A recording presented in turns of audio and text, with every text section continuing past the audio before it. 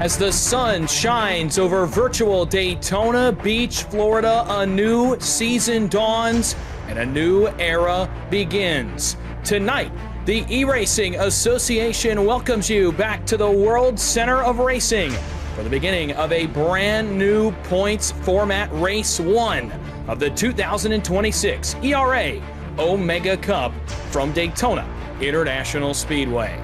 We want to wish you all good evening and welcome inside the broadcast booth for tonight's production of ERA Racing from Daytona. We're so excited that you all are here and so excited to be back for a fun season of racing. We'll get to that and why that's important in a moment, but do want to welcome you inside the broadcast booth. First, my name is Dawson Wise. I'll be the play-by-play commentator for tonight's action and looking forward to getting to hear from you all and to get to see some racing tonight. We'll bring in the other half of my broadcast team as we get started here tonight. My partner in crime, the voice of the PGR eSports Intimidator Super Speedway Series, the Grindstone Development Truck Series, the voice of the PGR 500 just a couple of weeks ago. Austin Green is with me in the booth tonight. Austin, what a fun night of racing we have on tap tonight from Daytona. A new era begins, a first of its kind points format begins tonight at Daytona. Yeah, first of its kind for ERA in general, but Dawson, every driver in the field tonight knows Daytona and knows the chaos that it brings along with it. When we come here, everybody's got a shot to win. The biggest difference this season, winning at Daytona isn't going to be all you need to get a lot of money by the time it's all said and done. We'll first take you through the process of how drivers got here. Later on, before we go under the green flag, we'll tell you about how drivers will move on through this season. Again, you'll hear me use the word season quite a bit tonight. Point standings will matter. We'll tell you about that in a little bit, but let's tell you how drivers got here first. Of course, the event begins with the email that goes out to all of the Speed Pass members with ERA. That's how you get into these events, typically on a yearly basis. There are 3 to 4 of them. But this year things were a little bit different. Again, a season-long format, so tonight is Race 1. What does that mean? Well, it means that drivers had to qualify in. We started with well over 50. It narrowed down to 50 on Monday night with a qualifying session. And of course, tonight, 50 have shown up to Daytona. We'll have qualifying momentarily. The top 40 qualifying times will start tonight's race and capture points that will matter for season-long championship payouts. We'll tell you more about that later. Austin, Daytona needs no introduction. That's our venue tonight. The race info as we get into tonight's race, pretty similar to what a lot of these guys have seen throughout their sim racing careers. Well, famously nicknamed the World Center of Racing, and for good reason. Everybody that comes to this track, whether it be in a stock car, a sports car, or anything in between, wants to find victory lane. A beast of a super speedway, 31 degrees of banking in the corners, and a whole lot of pushing and shoving. Dawson, it's one of the few tracks where the draft is so crucial. We see these giant packs. Guys are running just feet apart from each other, and you need a little bit of luck sometimes to make it through the big wrecks that can occur at this place. What a place to start. No better place to start a season-long format than at the Daytona International Speedway, where so many racing memories have been made. We'll tell you a little bit more about the format of how this is going to work. What you're typically used to is a few big events a year. And if you were with us a couple of weeks ago for the 2026 PGR 500, you know exactly what I'm talking about. It is the lead up into a big event. It's typically heat racing that sets a 40 to 45 car field, which then guys race for massive payouts. It's going to be a little bit different here in 2026. This is only the first of a 5-race season. And over those 5 weeks of racing, drivers that make the field can accrue points that will last season long. At the end of that 5th race, the driver with the most points will capture the championship payout. There are top 5 payouts available for the championship. We'll get to those later on in the season when they become more relevant to the guys that will be in that championship fight. We'll also get into the schedule as the season goes as well. It is going to be a lot of fun. Before we get going here tonight, though, we do want to take a quick opportunity and talk to one of the faces of the eRacing Association, a co-founder of ERA, also a co-owner of the NASCAR O'Reilly Auto Parts Series team, Jesse Iwuji Motorsports, of course, with Jesse Iwuji, NFL legend Emmett Smith, and one of the partners in getting Jesse Iwuji on the journey from virtual to reality, and also starting this team, this incredible, crazy journey that they have been on over the past several years. Of course, that is Matt Casto. We have Matt in the booth with us. Matt, welcome back to ERA, first of all. Welcome the people back, and kind of tell us what we're expecting here tonight as we begin a new era, if you will. Man, it is so good to be back. And of course, a huge shout out to our new broadcast partners, PGR. You guys have been putting on massive events, and that's what we like to do at ERA is give the community massive events. So I'm glad we're joining forces for this season to kick things off. And you guys sound great in the broadcast booth. Welcome to everybody tuning in on behalf of Jesse, Steve, Sean, Tim, Kevin, and the entire ownership group here at the eRacing Association. We are excited to get this new season and new format underway, which of course you guys are going to get to tell the viewers and the drivers about all the fun cash prizes that are on the line. But I'm going to come right out of the gate tonight and tell you a couple things also for the competitors in tonight's race, for the competitors that will join potentially in the next race. I mean, it's not too late to get in the rest of the races for this season, but I'm also going to announce a contest tonight for the viewers and for the spectators, because at the end of the day,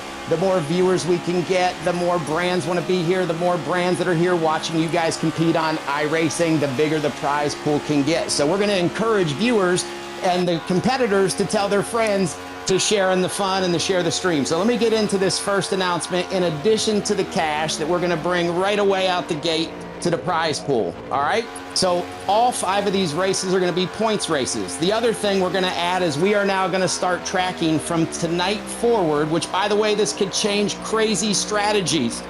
We talk about taking Jesse from virtual to reality all the time. Let me tell you what I mean for the competitors. So at the end of these 5 races of season 1, our good friends over at the NASCAR Driving Experience, that's right, the real cars on real NASCAR tracks, whoever moves up the most spots from where you start a race that you qualify into to where the race finishes. We're going to take a snapshot of the starting lineup. We're going to take a snapshot of the finishing lineup. When we add up over the next 5 races, whoever moved the most spots, that's who's going to win any track you want, a ride for yourself, and you can bring a friend to ride along, or you can take the ride along experience too. So this is basically valued at another $1,000 we're going to give to a real driver in this series to go from virtual to reality on the real racetrack. So that's the first thing I want to add right out of the gate to the viewers. And again, you'll see a commercial tonight from our friends at the NASCAR Experience. You want to talk about amazing. I know the sim is fun, but doing it in the real world is fun as well. The next thing is for the viewers. Listen, on your screen tonight, these competitors, I mean, I remember when Jesse came to me and he was introduced and he had a dream to figure out how to get on the real NASCAR track. And that was a lot more expensive than the K&N track. And you guys that are wanting to be drivers or that are drivers, you know how expensive the real life thing is. But we were able to use the sim to test for places to sell sponsors, for them to, take a little risk and then eventually not make the big risk as dicey. So what helps these competitors tonight, your friends, is if a lot of people see this stream. So we already have it on iRacing, a major channel, but here's what we're going to do to incentivize everybody watching and the competitors. Of course, you have to be a Speed Pass member to be eligible for any prizes. So that is the caveat. Even if you're a viewer, right, you have to have a Speed Pass. But when I tell you the prize for just sharing the stream and tagging us in when you share it, that's how we'll know you shared it. We're going to, at the end of the 5 races, we're going to pick one person and they're going to win a pair of pit passes to come to watch our real NASCAR team on the track at any race you want this entire season. It's just for watching ERA and what we do with our tournament. So again, get to sharing the feed, share it on your feed, share it with your friends. Make sure we know you shared it, because again, at the end of this first season, which is 5 races away, we've got a prize for the viewers as well. So a little more for the competitors tonight besides cash, taking you from virtual to reality, a little incentive for the viewers to make sure you're sharing the feed. And to my good friends at PGR, thanks for making us look like rock stars with this world-class broadcast. Again, our friends at the iRacing, and of course our eNASCAR Pro Team. Can't wait for that series to be back. Matter of fact, we're bringing in a huge driver tonight when the races all started. I can't wait to hear from one of the top drivers on the circuit. So, boys, back to you in the booth. I can't wait to burn it down tonight and see who we're going to celebrate taking the points of this first iconic race. Appreciate you guys having us on, and thank you for everybody from ERA. Have a great night. Well, Matt, thank you for your time, and thank you for those announcements. Some huge opportunities being talked about right there for the drivers on track, but also For those of you that are watching, I want to thank you one more time for your viewership also of tonight's race, whether it be on the PGR eSports YouTube, whether it be on the iRacing YouTube or Twitch channel, or on the ERA YouTube or Twitch channel. We want to thank you wherever you may be taking in this race from Daytona. Qualifying done and over with. We have been informed there will be a 5-minute warm-up, so we'll give it a second for that to kick in, and we will start into a warm-up session. And Austin, as we get ready to go green, you and I know super speedway racing very well, and we've gotten to see a number of different formats over the years, but this is just a little bit different in the way that it works. And as we get ready to go green tonight, with this being a first of its kind money points hybrid, or money and league racing hybrid, if you will, it's very different from the big events that maybe some of the viewers are used to, and even some of the drivers may be used to. Yeah, very different in a lot of ways, Dawson. Consistency is key, and Daytona is not a track that you always factor in with consistency. Now, that's not to say there are some names that jump out, and we'll talk about those once we get into the starting grid tonight, but there are guys who know how to get it done here consistently. One of those names that jumps out is going to be Daniel Falkingham. He knows how to get the job done at really any sort of racetrack, but when it comes to super speedways, we've seen him win the PGR 500. Another name, Cody Nagels, he has won at a super speedway in the ERA Omega Cup Spring Bowl, so he knows how to get it done on this stage. But Dawson, you've got to get a good start to the season if you want to be able to carry momentum through the rest of the season and try to have the most points when it's all said and done. Consistency is key, just like the guys that you watch on Sundays on the real-life tracks and how consistencies come back into their format. For some of the guys tonight, they're not quite used to the consistency that will be required to win a championship, but certainly an interesting new format starting tonight at one of the most chaotic places that we could possibly start a super speedway in Daytona. We've seen how chaotic that speed weeks have been. Quickly, before we get ready to put drivers on the grid, I want to tell you how you can get involved really quickly. You see the drivers on track tonight. It is not too late for you to join in on the action for ERA Racing here for the Omega Cup in 2026.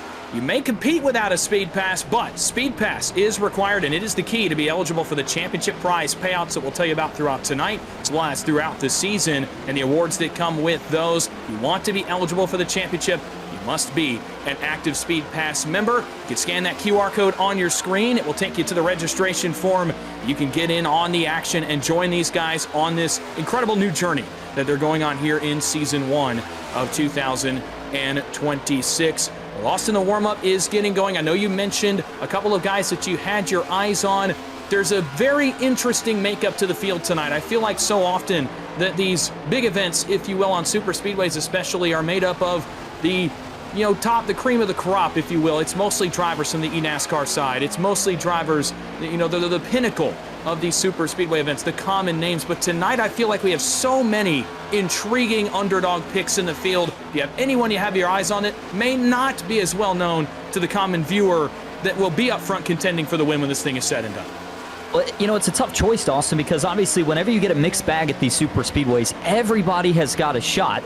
We obviously call the draft the great equalizer, but one of the names that I'm going to be keeping my eye on is Cole Larson. Now, by iRating, he is not necessarily an underdog, 5,000 plus iRating, but we've seen Cole in some of these big events before, and he likes to play it safe until it gets down to crunch time, and he will have a teammate in here tonight in the form of JD Larson, his dad, so watch for those two to get paired up, and that could be a big underdog win for the 20 car. But, Dawson, obviously there's underdogs, there's big names that you expect to win, but one of the keys at super speedways is all about teamwork, and I don't think we have a lot of big teams in here tonight, so I'm curious to see who can find the best dancing partner to work with when it matters most at the end. So many intriguing picks. Cole and JD Larson, veterans of the scene here on the super speedway side of things. They have been here for a very long time, looking to capture a headline win for one of them tonight to open this first season of 2026. I'll tell you a couple more names that I have my eyes on that maybe, again, the viewers are not as familiar with. Maybe you're coming in, you don't know the super speedway side of things. Of course, myself and Austin get to be lucky enough to be around this side of things a lot, a lot of nights every week, and of course some big events along the way as well. And I'll give you a couple food for thought as we get ready to go down to the grid and get pre-race ceremonies underway. Michael Sturgill Jr. is one I will have my eye on tonight. He'll be in the likely a black and yellow number 3. I have my eyes on him. There he is on your screens. A guy who participated in Speed Weeks and ran up front in several different promotions here at Daytona over the course of the last month or so. I have my eyes on him.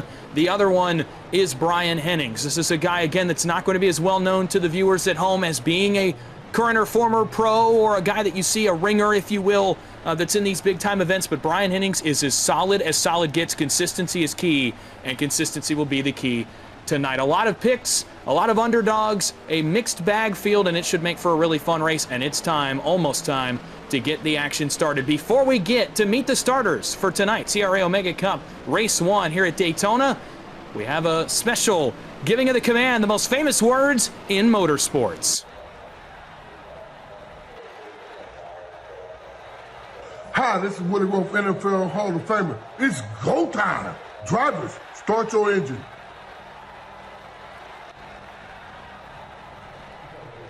And with that, it is time to meet the starters for the first race of the 2026 ERA Omega Cup opening season from the Daytona International Speedway. 40 of sim racing's best have made their way to the World Center of Racing. What better venue to get things started than Daytona? Let's meet the 40 starters in tonight's race. On the pole by virtue of his quick time of 50.288 seconds.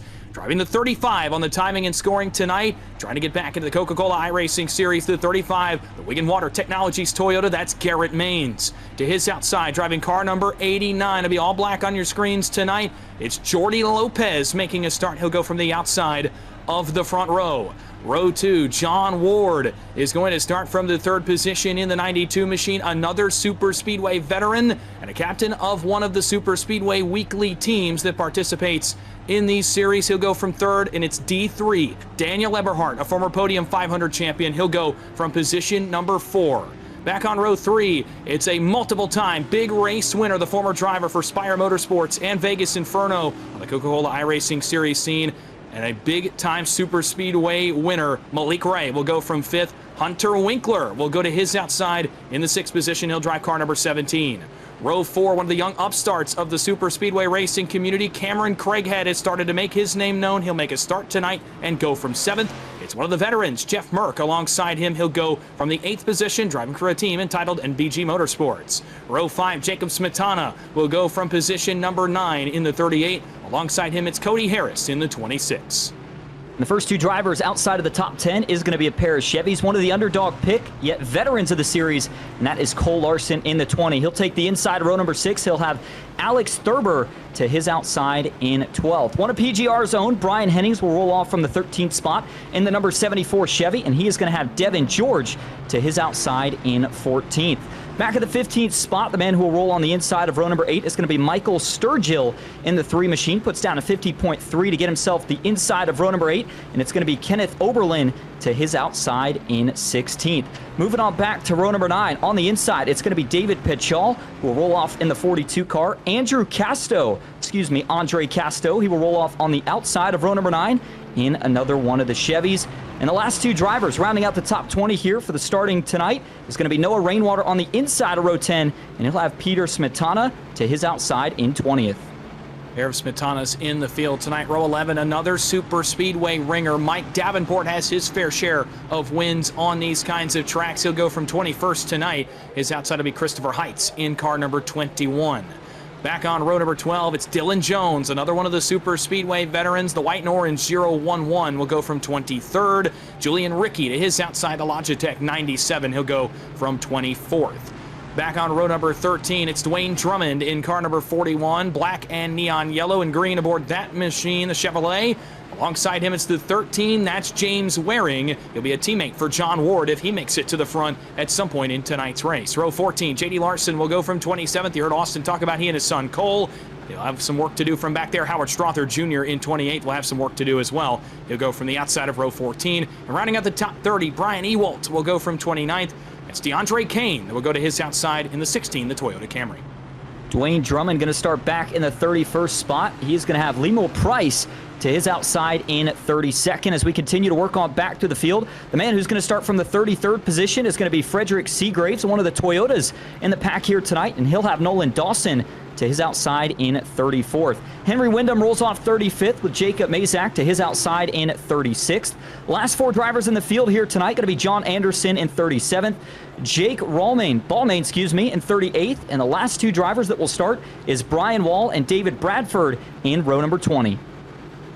Those are the 40 starters for this first race of the 2026 ERA Omega Cup this opening season in 2026. Weather is a little bit warm. It's about that time of year in northeastern Florida. 78 degrees Fahrenheit is the air temperature. The track a little bit hotter at 107 degrees Fahrenheit. Surely that means that engine temperatures will be an issue over the course of tonight's race. And I'll tell you what, over speed weeks, Austin, these hotter track temps have contributed to some crazy racing. The lines get runs in crazy moments. They can be really big runs. When there's 5 cars deep pushing in line, it is craziness here at Daytona when these guys get to racing towards the end of this thing. A new format arises for the eRacing Association, and it begins where it all should. Daytona is the host. It needs no introduction. A new era of the ERA Omega Cup begins tonight. Green flag is in the air. We're racing from Daytona.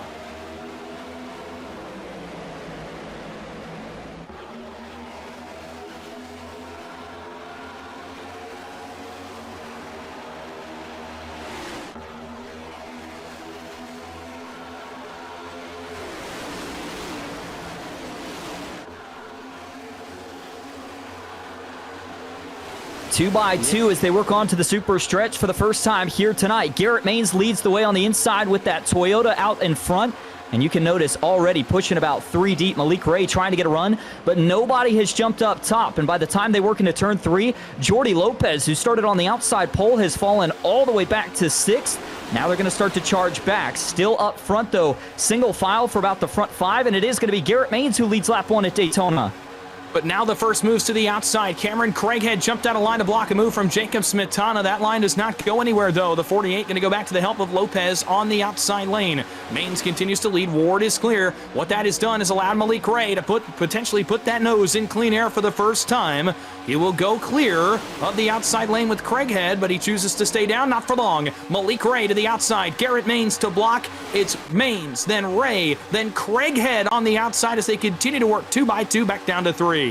And a lot of big pushes right there that were translating that momentum forward as they were coming into turn number 3. Watch out on the bottom. Looks like that was John Ward, one of the Dega Pros drivers, starting to wash up the racetrack, but everybody keeps it together. We may have had an issue a little bit further back, but up front, everybody still keeps it together. 2 by 2. Already 2 laps in the books here at Daytona. Dawson, these guys continue to duke it out up front, but no third lane just yet. Got to think that these drivers are trying to bide a little time and see how it feels in the pack.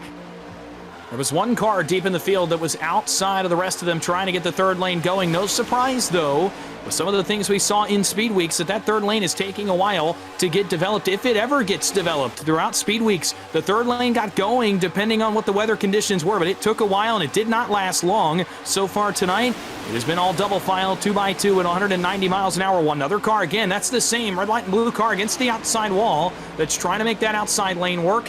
It's just not working. That's David Pachaw, I believe, that is the car that's out of line. No, it's not. It's the other Smetana in the field. That's Peter Smetana. No help going with him. He tried it earlier, got no help. He'll go even further backwards now. Lap 4 on the board. He's been the only car to try the outside lane, move up front. Lopez to the inside as he looks for the third spot on Craighead, but the help is still a distant 2 car lengths away. As they stay 2 by 2 up front, did want to give a quick update. Thought I saw an issue further back. It was actually David Bradford who missed the start of the race. He was going to have to roll off 40th, had to start from the pits, and as he was trying to merge onto the track, did get that car spun around, had some contact with the outside wall, and so for the 8 car, some early damage. He will need a caution. Back at the front of the field, though, 2 by 2, Malik Ray hard on the side draft, trying to pull the 1 car of Garrett Maines back. Not any luck this time, though. A lot of pushing and shoving, though, throughout about the first 3 rows. Further back, another car jumps to the high side, but nothing doing. That third lane has not been able to form up yet tonight, even with 5 of 60 laps in the books. Yes, so far so good up front, still 2x2, and really the pushes have been pretty even, all things considered, early in this race. With it only being a 60-lap race, man, Garrett Maines washes off the bottom just a little bit in the blue and white one. That's the Camry on the bottom, second in line, but everybody keeps it going. Good awareness there by drivers like Craig Head to stay up and out of the way and prevent an incident from happening. Down the back straightaway, the help is topside. That's where the side draft is coming in. For the first time, I thought that Cameron Craighead was going to put his nose out front on the help from Daniel Eberhardt. That's that blue, white, and black Ford Mustang, second in line in the outside lane, but no dice. Bottom line battles back. Malik Ray will jump up on the nose of Craighead. It continues to be all the Tint Solutions Ford Mustang at the front. You're on board with Garrett Maines as he goes back to the left elbow for the lead. Garrett Maines knows how to get it done. Former Coke Series driver trying to qualify back in the former Road to Pro Series, now known as the Coca-Cola Qualifying Series this season. Garrett already finding a win so far in that series, but now trying to find a win in the season opener here for the ERA Omega Cup. On the outside, Malik Ray gets that big charge. Look at the push on the outside. Cameron Craighead's going to clear the one. He'll jump down, and now it's the 90 up top. Daniel Eberhardt, who tries to roll up to the back bumper, still 2x2 though, through about the front 10 rows, and everybody minding their P's and Q's. Dawson, we haven't talked a lot about pit strategy yet, but if we continue to go green, we could be making that an issue here over the course of the next, 20, 30 laps. You saw them go by the lap car there. That was Bradford, who we talked about earlier with the issues. Otherwise, every car that started this race still in touch with the lead pack. Yeah, so far so good for everyone in this lead pack. And you talk about pit strategy tonight as compared to some of the longer races, the 500-milers you watched in Speed Weeks over the last couple of weeks. Only one pit stop likely going to happen tonight. A big-time blink from Malik Ray. He comes back in. That's a tough moment for the field to have to deal with, but good awareness again for Cameron Craighead, Daniel Eberhardt, and the guys in the outside lane to allow Malik Ray an opportunity to pop back in, come back onto the racetrack, and keep everybody moving without any kind of incident. But again, only one pit stop likely tonight as compared to the several you would make in a 500-mile race. That one becomes the money stop. It becomes so important to whether or not you can win or lose if this thing does stay green. Did want to tell you, we heard from downstairs. Haven't gotten to hear from him yet, but our pit reporter Tyler Vickery is telling me 4 drivers did not qualify in tonight on time. Did want to tell you who they are very, very briefly. Ryan Schramling, Jason Maines, Devin Lyons, Larry McDonald are the drivers that did not make tonight's field, the DNQs out of tonight's race. Everyone else was able to qualify in on their qualifying time. But again, at the front, now it's all the outside lane. All of a sudden, a couple of cars make the move to the outside, Maines and then Jordy Lopez, and it was all outside, 5 cars clear. But now, how about Cameron Craighead? So far, Cameron Craighead's been very impressive, hanging with some of the best of the best. Jordy Lopez, Garrett Maines, Malik Ray, Daniel Eberhardt, John Ward. These are guys that have won a number of races between them on these super speedways. Craighead is throwing his elbows out and telling these guys, putting them on notice, saying, I can race with you. That is one of the Team Jack Shack drivers, Cameron Craighead, carrying the onboard view for us here tonight. But a couple other things that I did want to note, Dawson. We look back a little bit further in the field. There is some other big names that are slowly starting to work their way to the front. David Pejol, Andre Castro, both now up about 3 positions. They're just now breaking in to the top 15. As you go within the top 5, Malik Ray picked up a couple of spots from where he started this race at. We've been talking about Craighead. He's picked up a couple as well, but this inside line not looking as strong as it did at the beginning of the race. The 48 is trying to crawl back, but it is still all Cameron Craighead, who currently leads the way, or excuse me, Jordy Lopez on the high side, trying to get the momentum from behind. Here comes Garrett Maines. Malik Ray is going to stack on 2x2 to the line with 9 laps in the books here at Daytona. Well, 4 of the best in the outside lane certainly does not make it very conducive for the inside lane to work. Of course, Jordy Lopez back to Daniel Eberhardt up on the outside lane. Jeff Merck starting to emerge on the scene as well in the 60. First time I've seen him inside this lead 10 or so cars in this race. But some of the best in the outside lane controlling the pace of the race right now. And I think that's so important because it still is 60 laps long. It's not a 10-lap race, not a 20-lap race. This is a 60-lapper. And despite the fact that it's not 500 miles, you'd be surprised how quickly things can go awry at one of these super speedways. You're on board now with the leader. That's the best view in the house right now at Daytona. When you don't see anyone out your front windshield, you must be doing something right, the World Center of Racing. Now, if you look the other direction, not quite as pleasant looking out, seeing the Hornet's Nest behind him as Garrett Maines, Malik Ray. The pushes are getting a little bit stronger on the outside, but look at Jordy Lopez laughing and cutting up with perhaps some teammates or a spotter. To do that, 195 miles an hour, something's going right for the camp of the 89.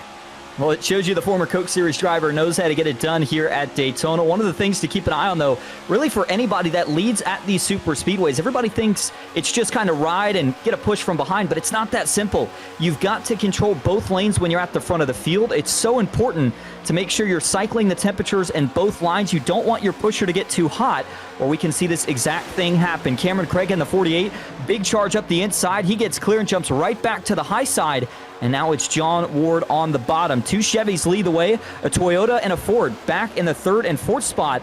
But right now, Dawson, it really seems like that middle line has been favored. The inside has made a couple of surges, but nobody has been able to find success all the way up near the wall yet. And no third line success yet. I'm not really surprised. Again, throughout Speed Weeks, we saw this become a trend where the third lane just did not work as long as the pushes up front were even and the pushers were able to continually put pressure on the back bumper of the car in front of them. That third lane is just not able to generate the energy to go. Big move, one of the first one of the race. Mains to the inside of the nose of John Ward. Craighead down to cover. Lopez back to the help of Malik Reyes. The outside falls apart just a little bit. It's going to allow Craighead to go back to the lead, but Garrett Mains will stay loyal to Ward on the bottom. Garrett Mains pokes his nose back out front. It's Mains against Craighead. Lopez becomes the pusher again for the first time in about 8 laps or so since he got clear of that outside lane. Mains back to the lead. John Ward, one of the best in the business at being a pusher. The outside's got the side trap. Craighead against Mains up the banking of turn 1. It still is all 2x2. Tell you what, from third car on back, it's pretty much give rather than take throughout this lead pack. Guys are starting to potentially think about this becoming a strategy race. The only hard pushes are 1, 2, and 3 cars in each of the 2 dominant lanes. Now a big one on the outside, though, as Jordy Lopez shoves Cameron Craighead clear and wants a piece of the lead in 3. In the onboard view there for John Ward, guys, I think he just ran out of temps. He had to fade off the back bumper of Garrett Mains. That allowed Jordy Lopez to get back clear. Garrett is going to cycle up to the lead pusher. Still 2x2. Further back, I think a lot of these guys just playing it safe right now. Fuel mileage not going to be a big issue. This should be a solid one stopper. Somewhere right around, I'd say lap 40 is about as far as you can go on fuel. Maybe give or take a couple of laps from there.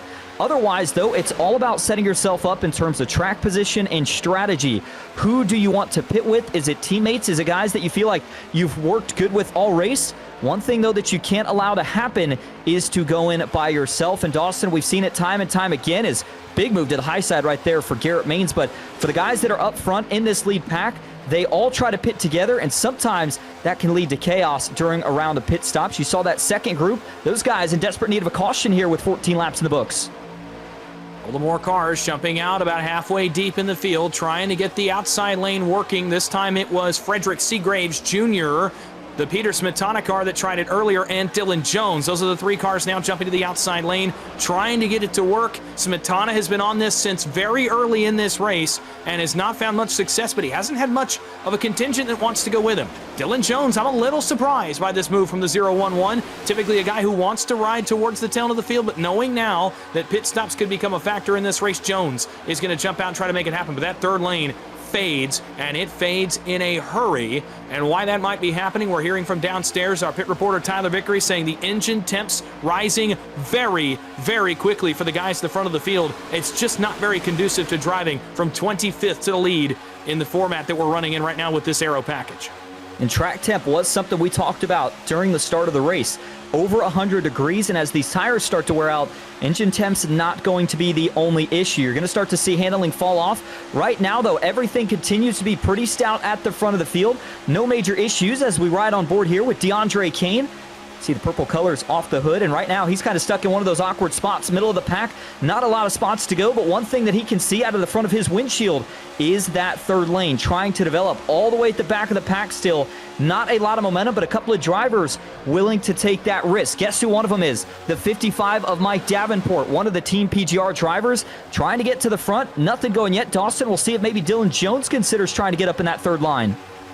Well, Dylan Jones is one of the cars that is starting to come forward in that 0-1-1. He started back around the 23rd position and dropped to the tail end of the field. We heard also that maybe some drivers expected some early carnage in this race, and Dylan Jones may very well have been one of them, including some of the guys at the front. They expected some chaos early in this race. It has not happened yet, and we're almost to the 1/3 mark already. And because of that, now drivers are having to strategize around it. They're having to make some desperation moves to try to make up track position. Jones, of course, is one of those. Davenport is another one. As one driver gets shuffled out, you're on board there with Dylan Jones.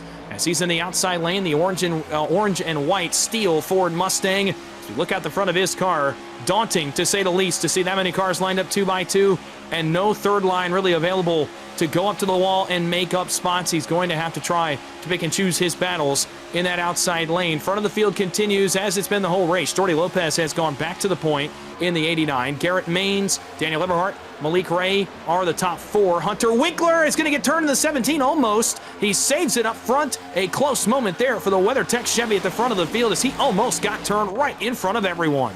And that was arguably the first close call that we have had all night. These guys had felt like they were in such a rhythm up to that point. But for Hunter Winkler, it is going to be a moment for him to catch his breath. Really good save in that 17 machine. Still 2 by 2 though, as Malik Ray trying to charge back to the front. They are single file for the top 2, but not for long. Garrett Maines is going to stay up top, pushing the 89 of Lopez. And as you go further back in the pack, that third lane is going to try it once again. Mike Davenport was on the outside that time. It looked like he was actually going to pick up a little bit of help, but he was not able to stay committed long enough for that line to get moving forward. James Waring, I look back to Henry Wyndham, Brian Ewald. A lot of these guys towards the back of the pack, watch out. They're going to go 4 wide here. They're all going to get it back together. 3 by 3, they save it. But Dawson, while they remain calm up front, these guys are starting to get antsy further back. That's because I think they've quickly realized that there just is not going to be much opportunity to gain spots. Another couple of cars looking out. That's Dwayne Drummond in the 41. As again, this Hornets Nest battle continues towards the tail end of this lead pack. But I think guys are starting to realize that the safer barrier, the penthouse, if you will, is not going to be a very viable option with the way that the engine temps are going, with the way they're racing up front right now and being pretty calm.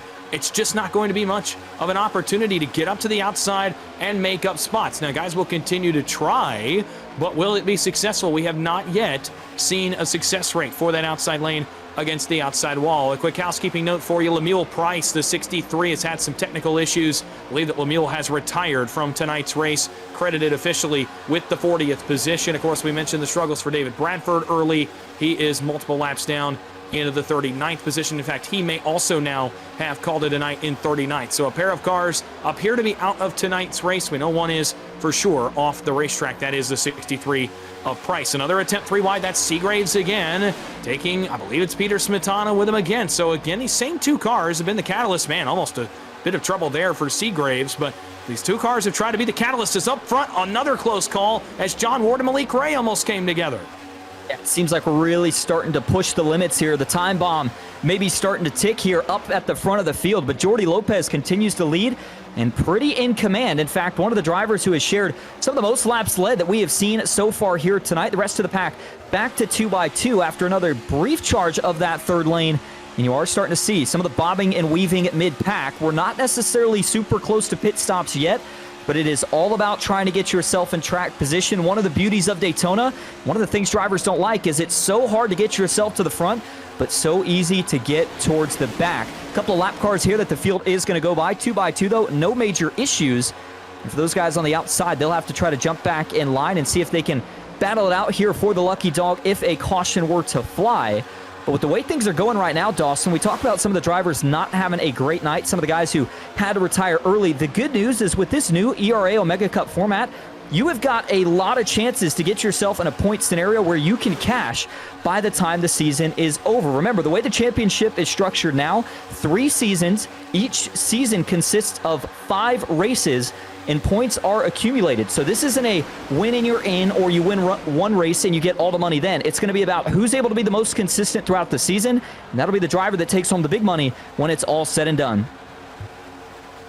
Yeah, season-long format. Again, pretty much first of its kind on this level of stage in ERA this season. Of course, with it being a 5-race championship season, drivers accrue points, and that starts tonight. You don't get a mulligan. With it only being a 5-race season, there really is no mulligan for you tonight in Daytona to get involved in a crash. You will have a hole to dig out of, and that could influence why these guys are racing the way they are on lap 23, almost a halfway point already. It could influence very well why these guys up front are racing as calm and composed, shall we say, as they are this early in the race, is knowing they have to get points first and foremost. The win would be nice, but getting points is first and foremost to make sure you're in contention when we go on through the last 4 races of this season. It continues to be Garrett Maines against Malik Ray up front. A familiar battle there, a pair of 1 cars going at it for the race lead. Ray will get the better of it on the outside with a push, again, of Craighead, who continues to be so impressive in that 48 on the outside second in line. He'll push Malik Ray back out to a kart length lead here up the banking of turn 1. Pit stops likely, I would think, are only about 10 to 15 laps away. 35 to 40 was the range we saw throughout speed weeks. Cannot imagine it would be any different tonight as we approach halfway.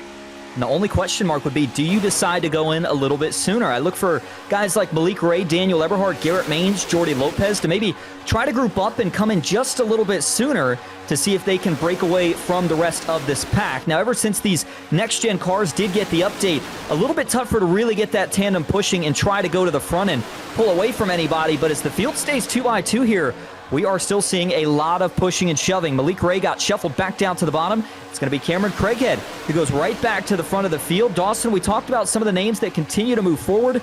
Craighead has now picked up 6 spots from where he started this race at, but further back, J.D. Larson. We talked about his car coming into this race, the 18 machine, looking to see if he can get together with his son. Those two working together to try to get to the front, but they have not been able to find that connection just yet. And as we work down the super stretch, still 2x2 for the lead.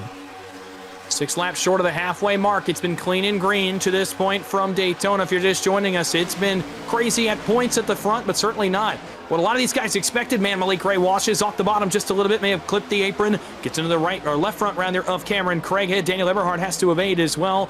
But again, we avoid calamity at the front of the field. It continues to be Maines on the inside, Craighead on the outside. The pushers, Malik Ray and Daniel Eberhard. Jordy Lopez, Hunter Winkler still in this group as well. John Ward looming. Now 5th on the inside as Craighead will drop down. That's going to bring Jeff Merck into the party. We haven't talked a ton about the red and camo and gray 63rd on the outside now.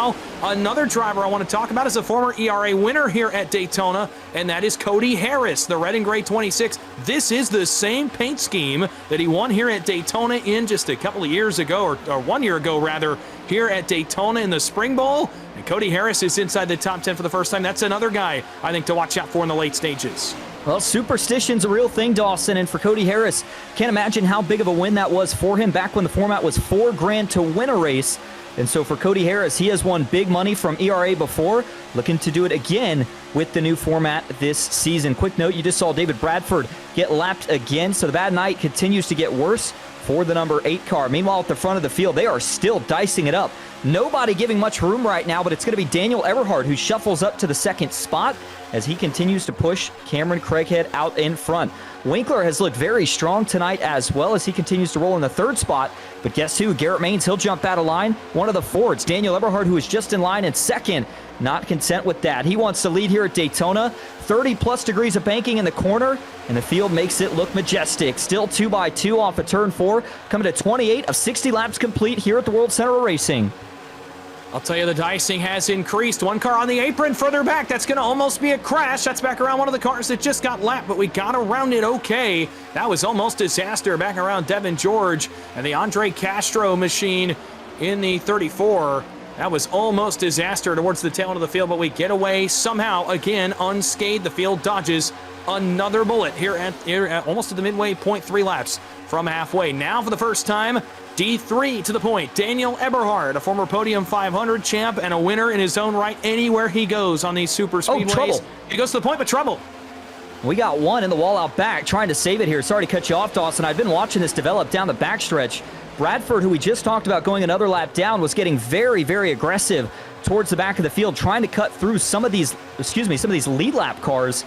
And that was actually as they were going into turn 3. I know we've still got the cameras panned up front, but this was a big-time moment. It looked like it was the 25. I believe that was Seagraves that almost had a huge incident as he got up into the outside wall, but was able to collect it and go on. But definitely something the rest of the pack's going to be keeping an eye on is this 8 car aggressive trying to get back to the front. A couple of cars wash way up towards the safer barrier there on exit of turn 2. That was Eberhard and Merck as they tried to get connected.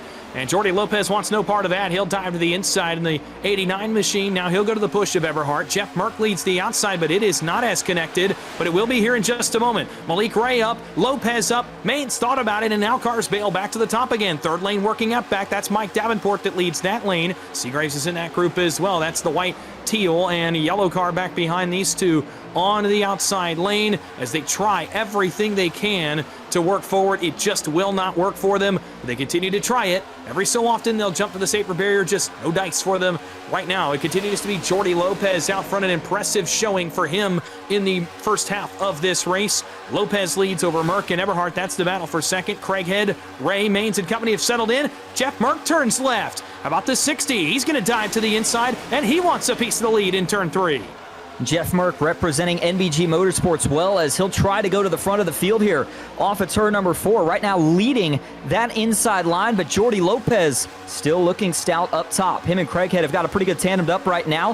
One thing to keep in mind with these next-gen cars, the more cars that you can get to push in line, the further that lane is going to go. Now, the one caveat to that, of course, is if you try to do too much pushing, especially as you get into the corners, sometimes that can lead to chaos. So you got to keep that in mind. As you go further back in the field, a lot of gaps. The rest of these guys staying pretty conservative, but that is going to change as we get closer to the end of this race. 30 laps to go, so we are right at that halfway point here at Daytona. At the front of the field, Jeff Merck in control. Everybody else 2x2 chasing after him. Yeah, how about it for Jeff Merck? Again, one of the super speedway veterans in the 60. He goes to the lead. He'll put his nose in clean air for the first time tonight. Daniel Eberhardt, a familiar pusher on his back bumper. Merck going to jump up. He's going to cover Jordy Lopez on the outside, allow Eberhardt an opportunity to clean out the radiator on that race car on the bottom side of the racetrack. That's the blue and white. Mustang trouble. Around goes Andre Castro. Middle of the pack across the field. Multiple cars are going to get into him, and the caution flag's out for the first time just past halfway. And that was the 8 of David Bradford and Dawson. I was watching this for about the last 2 laps. You could see it coming. The 8 was trying to get back towards the front to get a lap back the hard way. And he was having a lot of close calls with a lot of drivers. It looked like he got 3 wide in the tri-oval and ran somebody out of room. Couldn't tell exactly who it was.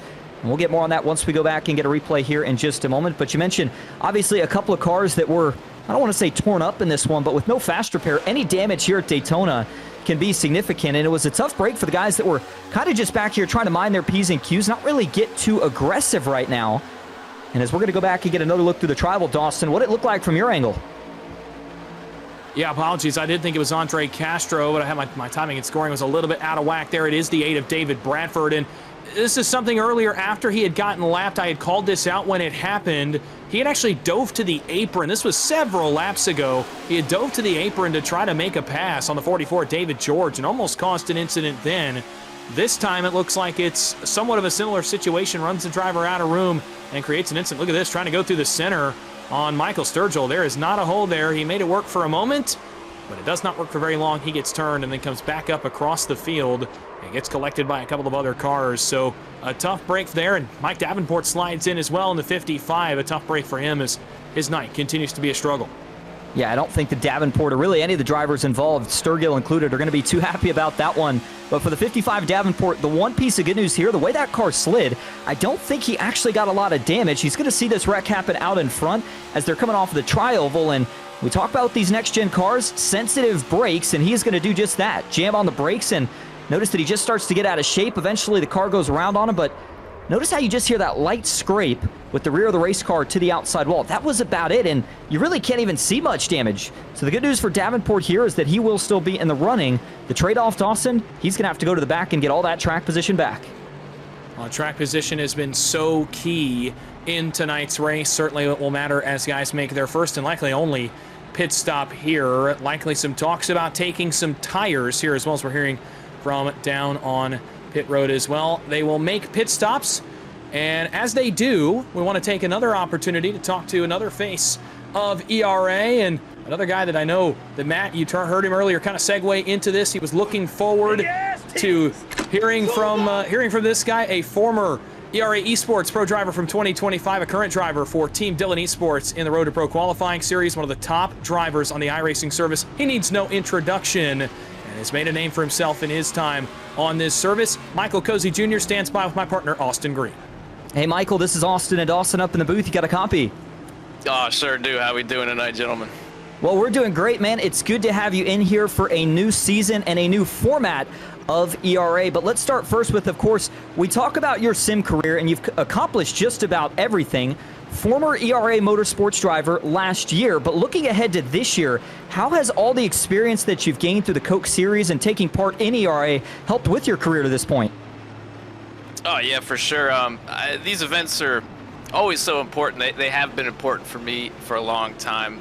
Just to really, build that confidence in racing some of the top drivers in the service. You got a lot of the guys that stick strict very to the Coke Series and don't see them in a lot of official races or events like this. So, but a lot of them do come out for the money. It's always so important, again, just to get that experience, and it's something that never gets old. Always gets my heart pumping, no matter who I'm racing against in one of these deals. But yeah, it's again, I love these things. I wish I was out there tonight. Just a lot of focus towards the qualifying series stuff at this point in the year. But I'm out there rooting my man Jordi Lopez. He's getting some reps in tonight. Got to stay up on top of it, on top of your game. So see another couple of these guys I'm used to racing with during the season, and a lot of these new faces, man. I'm telling you, it's huge to get out here, and boy, if you get lucky, get one of these big races put on your resume, especially if you're looking to get in towards that Coke Series stuff. Yeah, everybody starts somewhere, and we know for a lot of drivers, the transition starts with winning one of these big races, such as ERA. Well, Michael, obviously with the new format this season, we talk about consistency. That's going to be king if you want to be crowned one of the season champions. What goes through the mind of a driver coming into a race like Daytona, knowing how much it means to win here, but also knowing that you got to have a good finish if you want a shot by the end of the season at the most points? That's a really great question, to be honest with you, because this is a little bit different, especially for what I'm used to. I'm used to kind of the big single events. I did a couple of those with ERA last year. Didn't have too much luck in them, but still gave it my all. With this, though, it's, Daytona, usually you're just sending it, again, trying to get the checkered and the big money, but with this schedule, you're thinking about points, I'd have to imagine. So honestly, I feel like this kind of style would be up my alley. Just always trying to put yourself in a good position. This car is kind of a tank these days, so as long as you can be, attention, focus 100% of the time, and again, put yourself in good positions around, drivers you trust, and you never know what can happen there at the end. But again, keep it clean. It'll take you a long ways. Absolutely. And well, Michael, we appreciate you talking to us. I know we're getting ready to get back to green flag racing, but one more question I got to ask before you head out. For the folks watching at home that maybe are just getting into iRacing, what would you tell them if they're looking to get into these sort of events? Oh, man, well, best thing I can tell you is just to get out there, man, get racing, join practices, join leagues that look fun. If you find one of these things, man, just send it. I know myself, was always nervous to race some of these guys and some of the, top level guys. But you got to put yourself in that position and take the chance. And, boy, I tell you what, you never know how it might go, and you might surprise yourself. So best of luck to these boys.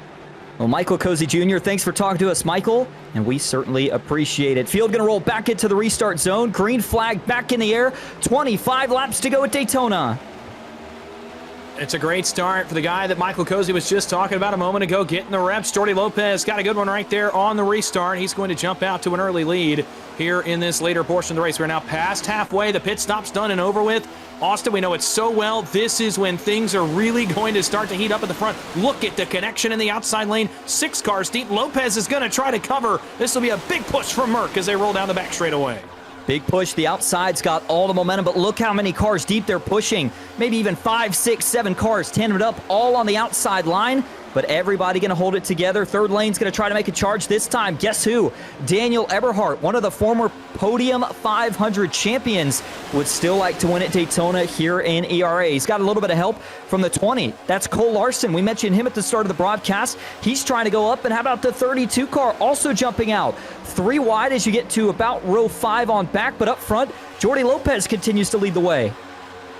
And it's a pair of Smetanas that now lead the outside lane. We've seen Peter Smetana try this all night long. He tries it again here, and their help bails. That's Peter and Jacob Smetana on the outside. All of their help just bailed to the center lane, and they're going to go backwards. There's a couple more cars towards the tail end of the field trying to get that third lane going, but a ways to get back to them. Up front, Jordi Lopez leads back to turn 3. Cameron Craighead the first to poke the nose out of line. He'll go to the nose of Jeff Merck. And that's the black, blue, and red Jack Shack Chevrolet in the outside lane as they roll off turn 4. Contact between Craighead and Mains, but everybody keeps it going.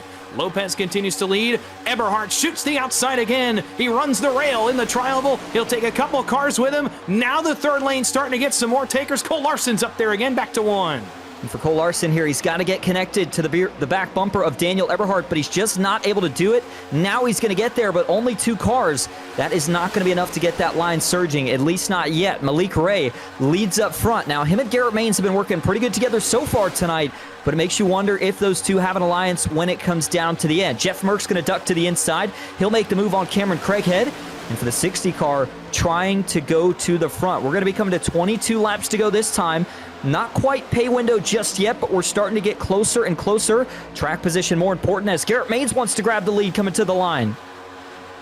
Yeah, that alliance lasted all of about 1 lap as Garrett Maines shoots to the inside of Malik Ray here, down off of turn number 4, and they'll battle elbow to elbow now for the race lead at the front of the field as Eberhardt and Larson continue to go backwards.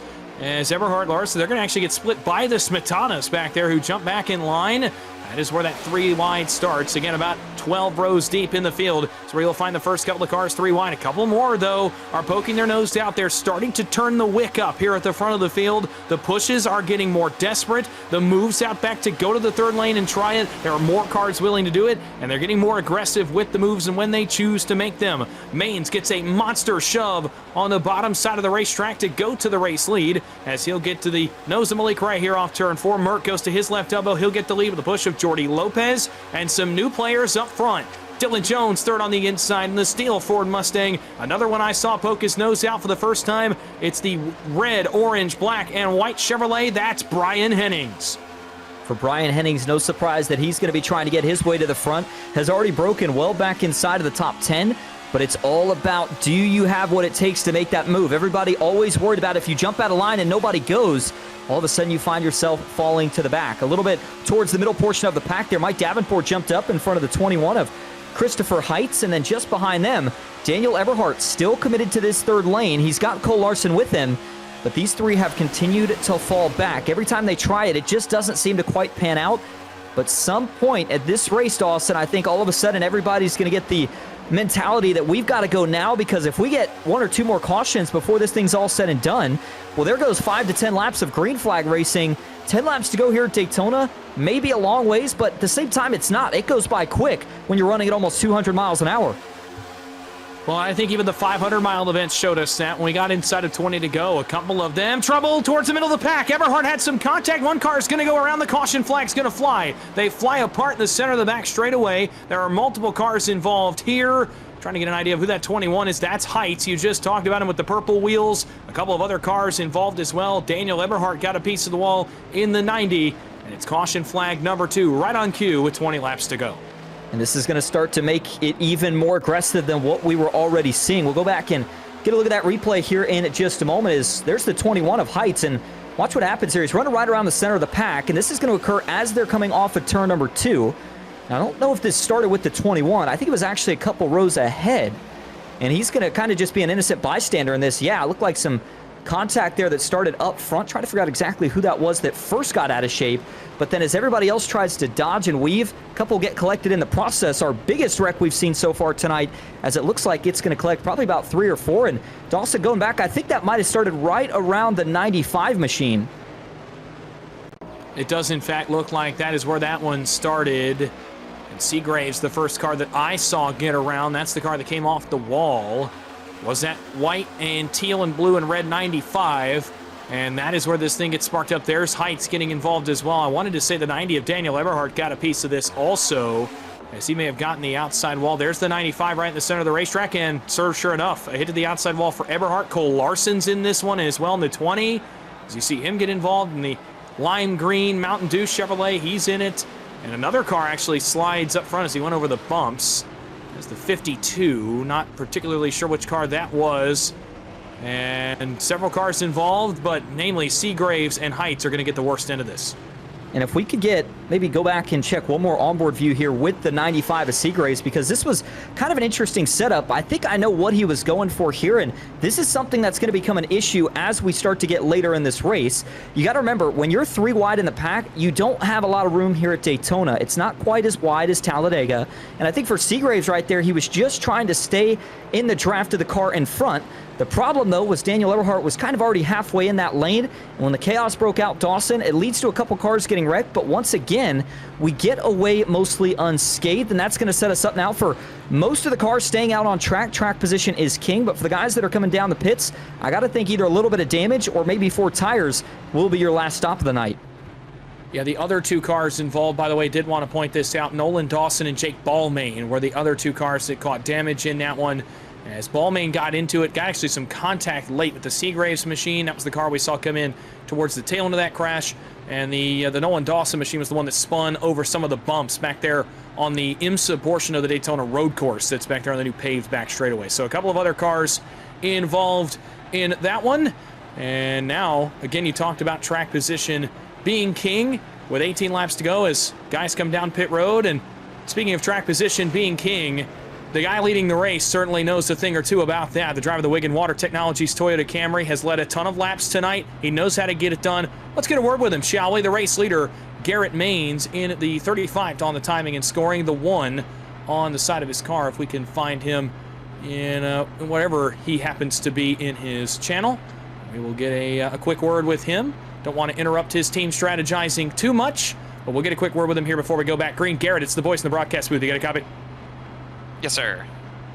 Well, you've led a lot of laps tonight, and talk to me about the racing, because throughout Speed Weeks, I felt like it varied quite a bit. One night, you'd go out and see what we've seen tonight, some 2 wide, and the third lane not able to get going. Some nights, the third lane would be where you wanted to be all night long, and the inside would be the worst of the 3 lanes. Sometimes it'd be the middle. It just felt like it varied on the day.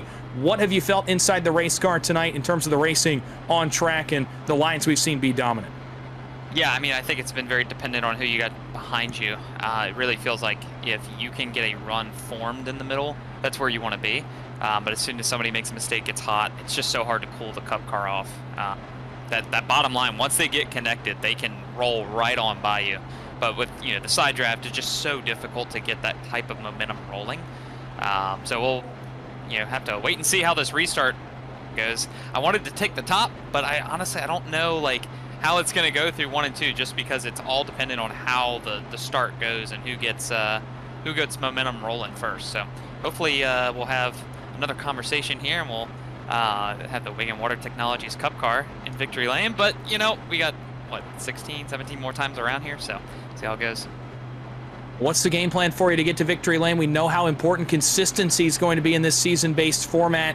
How does that change your game plan? What's the strategy to get to victory lane tonight from Daytona? I mean, honestly, I feel like you got to make near perfect moves from here on out. I don't have a lot of help from teammates, at least around me right now. So it's going to be very dependent on who can stay in control of this race. It's very hard to make up track position with this package. So hopefully I can stay in a good spot. And I mean, other people kind of control your destiny here. So we'll see how it all plays out.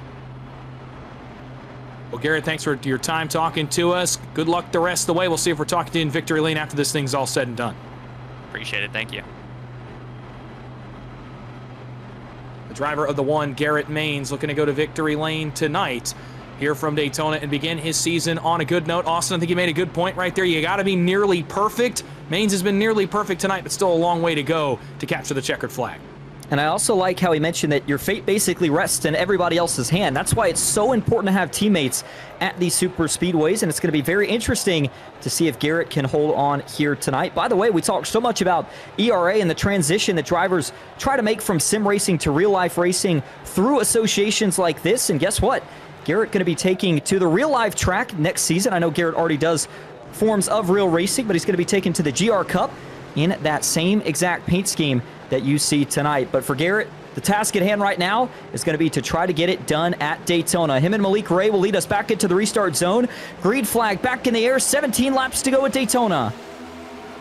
Pretty even start. You heard Garrett Maines say a moment ago he did not know how that outside lane was going to respond. When the drivers got on the loud pedal, it responds well. Malik Ray timed up that restart nearly perfectly. Gets some good help out back. Now the bottom will surge up the banking of turn 1. Maines pokes a nose back out front. 4 cars connected bottom side back to Lopez. The connection was not as good back to Dylan Jones on the outside. Maines leads off turn 2. Cameron Craighead is his pusher. He'll get clear here down the back straightaway. He's going to opt to stay down for now. Jeff Merck moves up. Craighead to block. Maines to block both of them. Not going to work. Craighead gets shuffled though in the shuffle rather back to turn 3. Craighead has to stay in the middle. Wanted to go around Garrett Maines. Instead, it's all Maines back off turn 4. Well, you can tell that the intensity is really starting to ramp up at the front of the field now. That third lane trying to get going. Hunter Winkler, though, not a lot of help as he'll have to jump back down in line just in front of the 3 is Sturgill. Further back you go. There was a lot of checkups there coming off of turn 4. That stacks everybody up from about mid-pack on back. But at the front of the field, they have started to organize now. 2 by 2. Garrett Maines leads on the bottom. It's a Chevy up top. The 48 of Cameron Craighead and all the pushing and shoving. Dawson, we're not to the end just yet. At what point do you have to start to set yourself up? If you are, let's say, trapped on the inside, you want to have engine temps to push when it matters most, but at the same time, you got to maintain track position. Craighead's going to have the opportunity to do that as he leads into turn 3.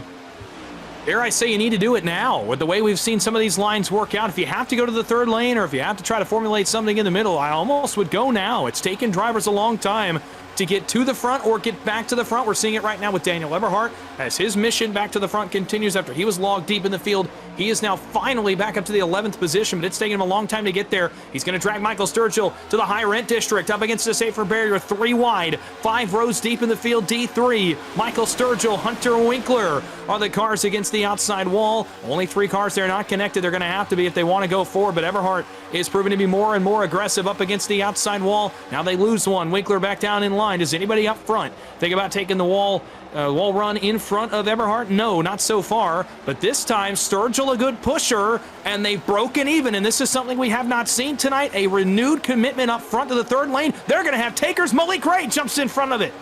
Wow, that was a big split for Malik Ray. Cameron Craighead had to make a split-second decision to keep himself from getting wrecked. The 48, though, was able to settle down on the bottom. He'll pick up a push from Garrett Maines.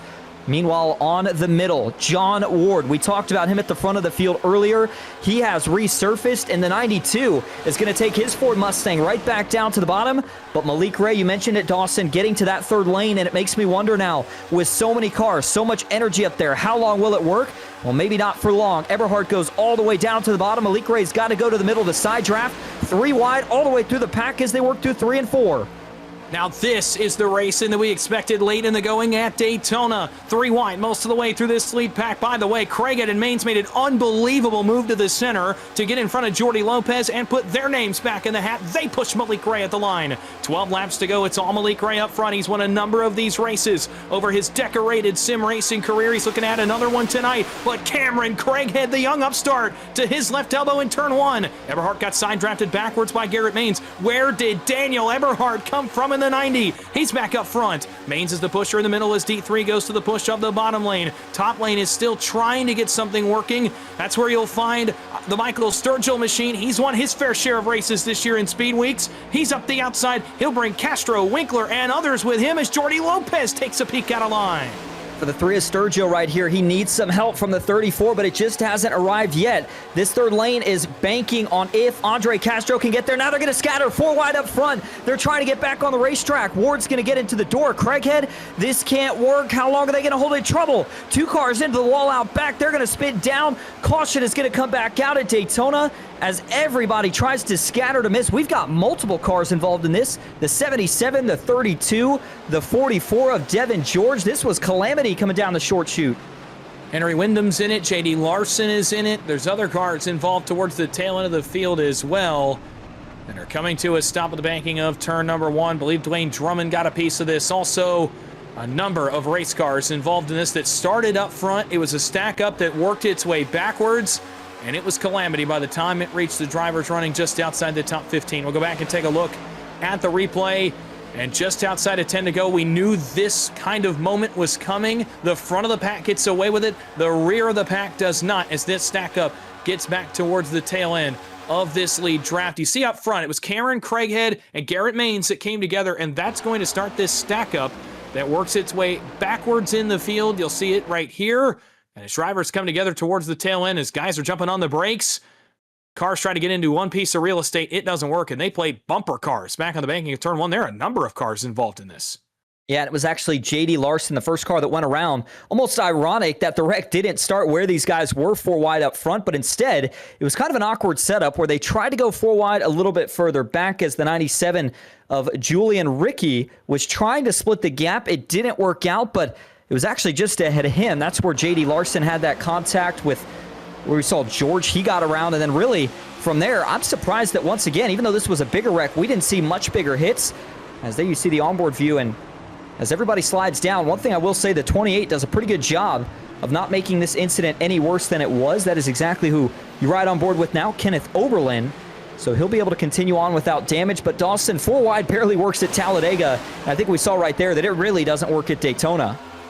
Just not enough real estate for 4 wide to work. And at the front of the field, they actually do get away with the camera. Craighead's able to jump back in line after his bit of contact, the dust up in the trial, but it was the guys towards the tail. And again, as guys in the middle of the pack see that happen and try to jump on the brakes, everyone gets kind of split out of line or tries to jump on the brakes. That stack up works backwards. And by the time it reaches, again, about outside the top 15, is where calamity strikes. Look at the cars all going to the apron. A couple of guys catching airtime there on the entrance to turn 1 as they hit that hump that's down there where the road course is turn 5 is to get back onto the NASCAR oval. And a bunch of guys took air, and a couple even go up the outside wall. That was Larson, I think, that's going to get the brunt of this. That car bouncing all around in the 18. A tough break for him with 9 laps to go. Well, as we get ready for a late race restart, guys, we'll come to pit road. Devin George is one of those cars that's on pit road. A number of others will come down to address their damage, and as they do, we will step aside for a moment. We'll take a quick break. When we come back, it's the conclusion of the first race of the 2026 ERA Omega Cup Season 1 from Daytona. Stick with us. You won't miss a thing. We'll be right back. It's an experience, man. Yes, it was. Hell yeah, that is real. That is real. Experience NASCAR like never before. Take the wheel at NASCAR Racing Experience now. Welcome back to the World Center of Racing, Daytona International Speedway. Just joining us, you're watching ERA Omega Cup Racing from Daytona, Race 1 of Season 1 in 2026, as we welcome you back inside the broadcast booth here tonight. And what a race it's been so far, Austin. A late race restart coming up. It should be electric right there. We got our closest sign of prime super speedway racing. Guys going for every inch. The give meter has shifted now to take in the late stages of this race. Yeah, well, when you get 4 wide at Daytona, I think that pretty much answers the question that there was no more room, but we're at that point in the race. Everybody knows how important track position is. With this caution, we're going to get an even later race restart, and at some point, as a driver, you just start to feel like you're not going to have enough time to get back to the front. So for a lot of these guys, they've already found who they want to work with to the end. It's going to be all about execution. Can you get to that third line, and can you get it rolling with the time we have left? And another thing I want to point out, though, Dawson, for the guys up front, we've seen a lot of working together so far. We mentioned how important it is to take care of each other, but when we're coming to the checkered flag of this race, blocking is going to be another key. We'll see if anybody's able to pull it off. Right now, I think that you got to look at guys like Malik Ray, Daniel Eberhard, Garrett Maines as some of the favorites. They've been up front all day. Well, Daniel Eberhard has worked his way back to the front in the blue, white, and black 90. He'll restart third here in just a moment. Before we go back under the green flag, I do want to thank you one more time for your attendance to tonight's race, your viewership of this first race of the ERA Omega Cup season, whether you're watching on the PGR eSports YouTube, the iRacing YouTube or Twitch or Facebook channels, or the ERA YouTube or Twitch channels. Thank you so much for joining us here on a Wednesday night. You've gotten treated to a great race so far, but buckle up, folks, because it is just getting started. The end of this race will be calamity, and it's important to mention also, again, the season-long format. 5 races total. This is only one of them.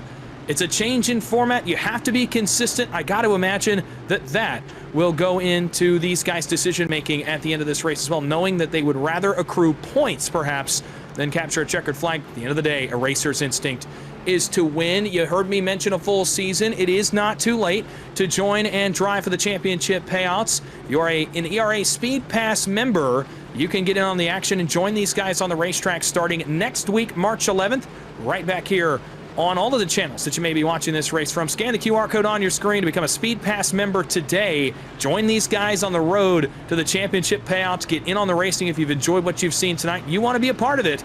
There's still time. There are still spots. Come out and race with ERA Omega Cup Racing in 2026. Well, we're ready to go back under the green flag. It will be 7 laps to go from Daytona in this opening race. Malik Ray and Jordi Lopez are on the front row. Daniel Eberhardt, his long journey back to the front is concluded now with him being in position to potentially take home a victory. Garrett Maines will restart alongside him in 4th. Michael Sturgill, John Ward, Brian Hennings, Andre Castro, Cameron Craighead, and Dylan Jones round out the top 10. 7 more circuits around Daytona, or maybe we'll need a little bit more. Green flag is in the air once again. Malik Ray back into the restart zone. He's off and running. The help, though, is better up top with Jordi Lopez.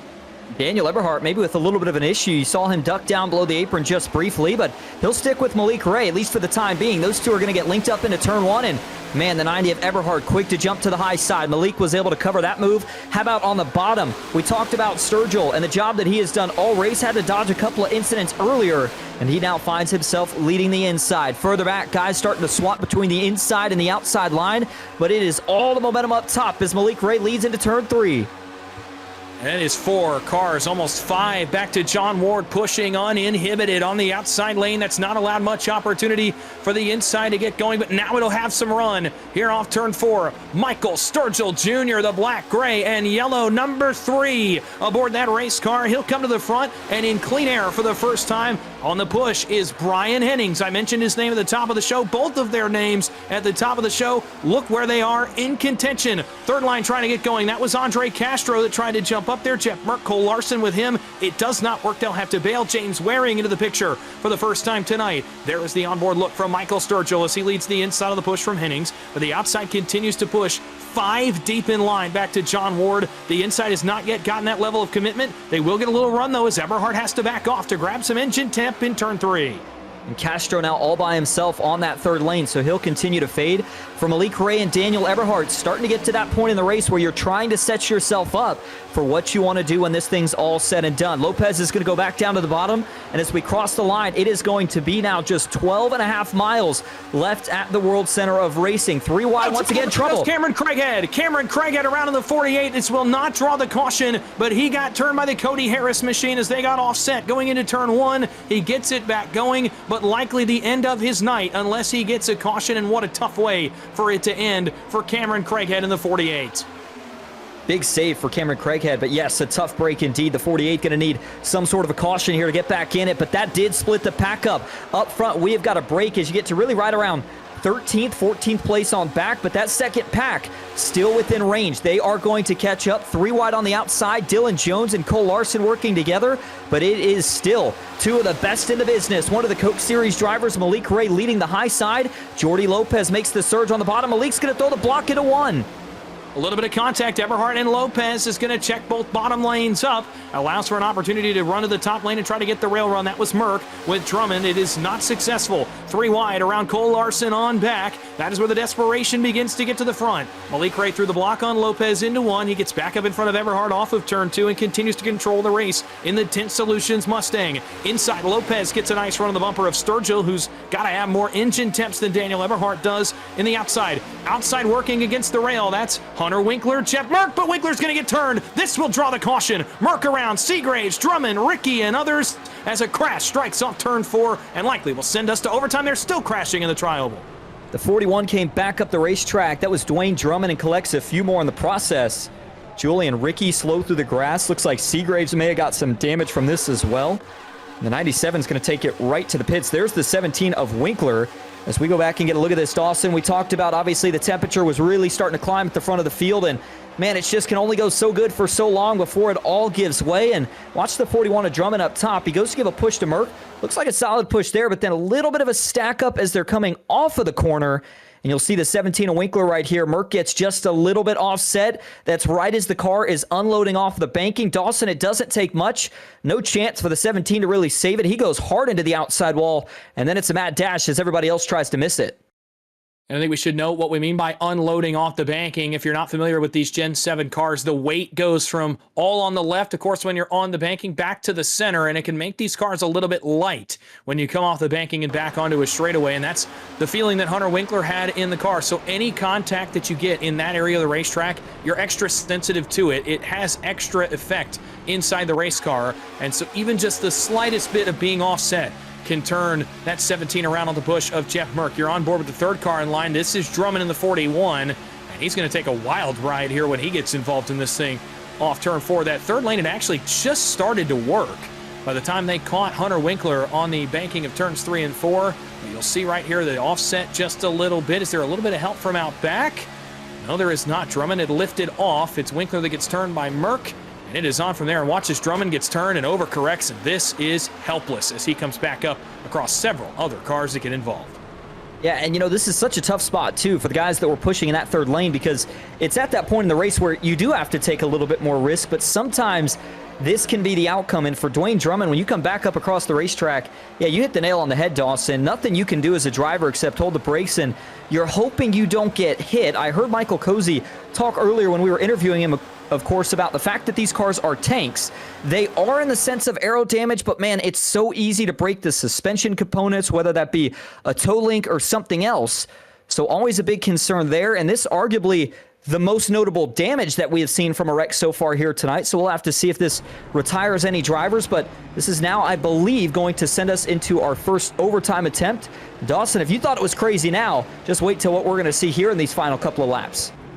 Yeah, overtime coming up. Do want to update you on some of the drivers that took damage. DeAndre Kane, Frederick Seagraves, John Anderson were the other cars that took damage in that crash. You see the Kane machine rolling off pit road right there. So a couple of cars had some damage. Now, it should be noted there was a fast repair in the pits for these guys available tonight, so it does appear as if Kane has gone for that option. A couple of other drivers throughout the night have taken that option as well. Another one we heard had major damage is Julian Ricky. He has opted, I believe, for the fast repair on the 97. In fact, he has in the all-blue Logitech Chevrolet, as he has a clean car as well. So that's even another factor. 2 overtime attempts available here should we need the second one. We'll go likely to the first one here as these guys will pace back to 2 laps to go at the line. So yes, it will be extended into overtime. But Austin, with a second attempt, knowing you have a fast repair in the pits and a bit of a mulligan, I know you said you didn't have a points mulligan earlier. Does it change the mindset for these guys at the front and how they race on an overtime attempt, knowing that they might have a do-over in the pits if something happens? I would say yes, but at the same time, Dawson, I mean, kind of news to us here about the one fast repair tonight. Didn't realize they had that for the first half of this race, and it didn't seem like it was overly aggressive. It seemed like these guys were pretty in rhythm, not getting too out of whack. Usually when we go to a super speedway and there's one fast repair in play, these guys are aggressive all race long. But as mentioned, with this being an overtime attempt, yes, I agree. I think for the guys that are probably about 10th, maybe 15th on back, you know that in order to get towards the front, you don't have a lot of time. Remember, these cars take about 3/4 of a lap to actually get up to full pace, so you've only got about a lap and a quarter worth of time here at Daytona to try to make your moves and get to the front. The third lane's going to get going at some point. The big question is just going to be when and who goes with it. Well, a mix of drivers here at the front of the field, so let's re-rack it for you. Again, this is overtime attempt number 1, 2 laps to go when these guys take the green flag in just a moment. Malik Ray continues to lead the way. He's led a ton of laps tonight. Daniel Eberhardt, first time he's had his nose in clean air in quite a while in this race. He'll restart second. Jordy Lopez and Garrett Maines have been up front for the majority of this race as well. They'll go third and fourth. Michael Sturgill's made a late push, plus 10 for him on the night to the 5th spot, as high as he has been. John Ward will go alongside him. Row 4, Brian Hennings is plus 6. Andre Castro is plus 10. They are 7th and 8th. Row 9, a former ERA Daytona winner, Cody Harris, is 9th. Remember, he was not the leader. In fact, I believe he was 4th, coming to the checkered flag and got the checkered flag in that race last February. He'll go from the 9th spot, and then it's Mike Davenport, plus 12. The night's not been what he wanted to, but certainly has a chance to right all wrongs if he can get a good finish out of tonight's race and move on to next week with a nice heap of points. It should also be noted, we're hearing from downstairs, no bonus points. It is 40-1 based on your finishing spot. No lead to lap bonus point, no pole position bonus point. It's all where you finish on the racetrack, and that makes this so important. 60 laps will come down to just 2. Overtime attempt number 1 from Daytona in the Omega Cup opener in 2026. Malik Ray brings the field into the restart zone. Green flag is back in the air. Ray gets the early jump, but the help again is better up top. Mains and Eberhard. And it's 2 duos standard up, one on the outside, one on the inside. Right now, the outside's got the momentum. Further back, you see the 26 machine, Cody Harris, already starting to make a couple of moves. He'll jump to the high side of the racetrack, and now we are going to tandem up 4 deep on both lines. Question is, who gets the momentum down the super stretch? Eberhard's got a nose out in front. He's going to grab the lead, but Malik Ray holding even on the inside. Eberhard grabs the lead in the middle lane as Malik Ray may have made a miscalculated move down to the nose of Jordy Lopez. A tight side trap from Malik Ray. Contact. They're banging doors between Mains and Ray down the back straightaway like it's a short track Saturday night. Eberhard leads back to 3. Third line out back trying to get going. It's Cameron Craighead made a big move. Out back there 4 wide, deep in the 20s, but that does not matter. We're going to finish it right here. Daniel Eberhard leads them back. White flag is up. 1 lap to go. All right, put all your chips on the table here. Checkers or wreckers? Who's going to get back to the line first? Up front, Daniel Eberhard leads the way, and he is going to go right back down to the inside. Big push from John Ward. Watch out. That's going to stack him up. Eberhard's going to go back to the high side now. Off of turn 2, you got to be patient here. If you're Daniel Eberhard, he's watching the mirror to see when that third lane comes. Trouble. Davenport's going to get into the inside wall. He'll collect a couple of more. 2 by 2. It's still a drag race into turn 3. Who's got the better push to help his better bottom side, but 3 cars tandem on the top side with a side trap. Mains gets turned by Jordy Lopez. Ray and Mains come together. It's going to be an old-fashioned drag race off turn 4. Ward on the inside, Eberhard on the outside, side by side, all the way back to the line. It's going to be Daniel Eberhard stealing it away at the line in one of the best finishes we've seen at Daytona in a long time. Whoa, man, that might have been less than 100th of a second. In fact, I think unofficial scoring has it coming down to 5,000ths of a second. The gap between Daniel Eberhard and John Ward. And you said it, Dawson, one of the best finishes we've ever seen here at Daytona, and it comes on the season opener. What a win, though, for Daniel Eberhard. He's done it here before in podium, and he does it tonight over in ERA. And you can see the emotion on the face, whether that's excitement, obviously, but perhaps relief. That kind of emotion. Daniel Eberhard is a multi-time winner of these big-time races, but to me, it felt like it had been a while since he'd gotten one like this. Tonight, he returns to prime form. This is the D3 that we're used to seeing, the one that has won so much over his decorated career. And as he comes back to the front straightaway, he gets the best sight in the house. He'll get to do the victory donuts. Absolutely. And one thing I'll say here, Dawson, I know we'll talk more about it here in post-race, and can't wait to hear Daniel's reaction. He gets excited for these wins, but one thing we saw coming to the line right there that I really liked was a lot of clean racing, and I think you got to attribute part of that to the new format that ERA has put on for this season's Omega Cup. Again, it's all about the total points at the end of a season, so going all out for $4,000 here in one race may have led to a wreck fest coming to the line, but it did not happen here tonight. Let's go back and get a replay of what happened here. As they were going down a super stretch, that third lane tried to get going, but quickly fell apart. From there on, Dawson, it was all about the 2 lead pushers. Going to have to give a ton of credit here to the job that both Malik Ray and Garrett Mains did. I don't know how Garrett saves that race car off of the offset push. I believe it might have been Jordy Lopez just behind him. No, I take it back. It was the 34, but then coming off of 4, I think for Garrett and Malik, they knew their beds were made, and they are going to do all they can. Look at this, side by side, 2 Mustangs coming to the line, and Eberhard, maybe just the slightest bit of contact, Dawson. I think that's all he needed to get the win here tonight. Well, I think a couple of bouts of contact did it for him. I think he also owes a huge thank you to Garrett Mains for the help that he gave in the side draft. He was able to draw on Malik Ray to keep him from getting to John Ward when they rolled off of turn number 4. And you see it right there. I mean, how much better does it get than that? A photo finish at Daytona. It's happened so many times under that famed flag stand. It happens again tonight as Eberhard over Ward by mere inches, 5/1000ths of a second. The margin of victory as Daniel Eberhard captures the win from Daytona. Another look at it. You see what I'm talking about now with Mains getting that right rear side draft on Malik Ray. I think he pulled him just far enough backwards that he was able to get back to Eberhard first and gave him the push that just barely got him around John Ward. I think you owe a lot of it to Andre Castro as well for being the third in line there. A heck of a push for him also, as you see a little bit of calamity towards the back, but up front, one of the best finishes we have seen in a very long time from the Virtual World Center of Racing, and it's Daniel Eberhardt in victory lane. We'll check the race results. We'll talk to your top three. Stay with us. We're going to take a short break. You won't miss a thing. Post-race coming up from Daytona, the ERA Omega Cup. It's an experience, man. Yes, it was. Hell yeah, that is real. That is real. Experience NASCAR like never before. Take the wheel at NASCAR Racing Experience now.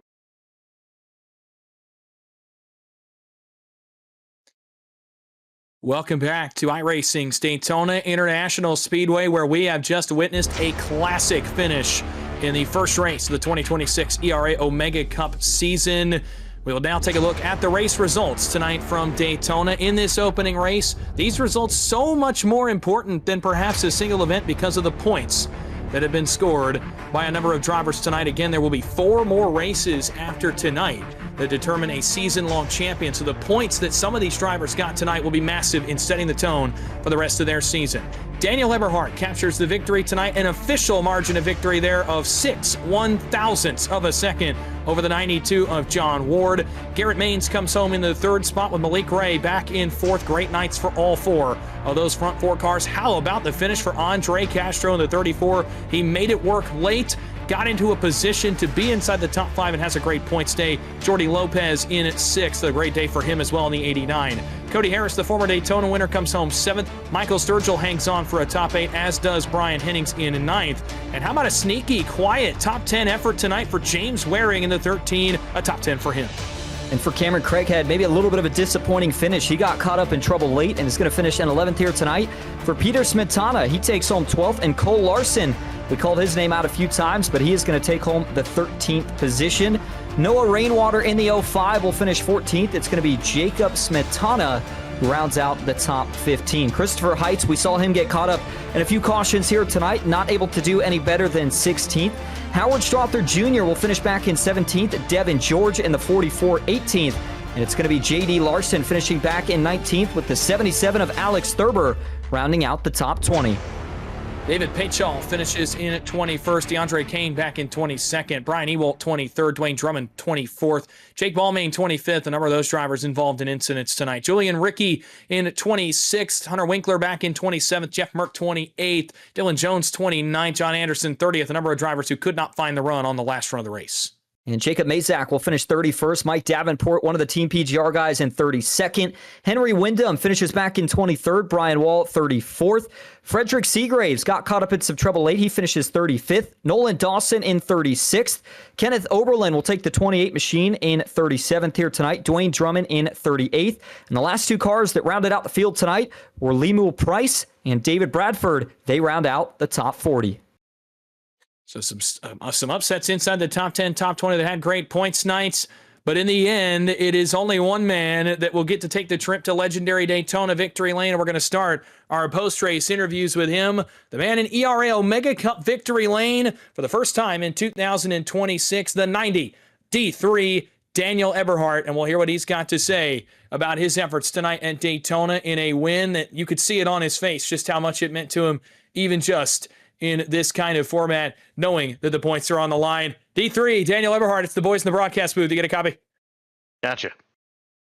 Well, a heck of a race from Daytona, first of all. And, you know, it felt like a bit of a journey for you. Up front early, faced a little bit of adversity with getting into a crash, trying to get the third lane going, and you just kept chipping away at it. And I wondered, if you got back to the front, would you make good on it? And you did. You win tonight at Daytona. Take me through a roller coaster night that ends with you in Daytona victory lane.